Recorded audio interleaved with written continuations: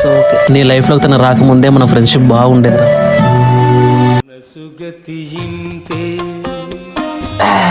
మనిషి బ్రతుకింతే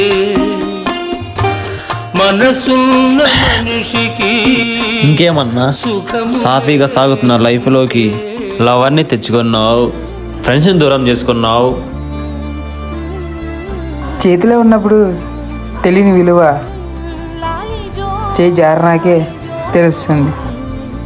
అది వస్తువైనా స్నేహమైనా.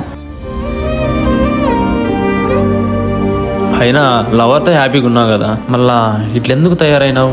ఎంత హ్యాపీగా సాగుతున్న లైఫ్లోకి అయినా 99% లవ్ ఫెయిల్యూర్ కారణం మూడో వ్యక్తి ఇన్వాల్వ్మెంట్ కావడం. బయటికి చెప్పుకోలేకపోతున్నా, కానీ లోపల చాలా పెయిన్గా ఉంది. బాధపడకులే అన్నా, అంతా సర్దుకోపోతుంది.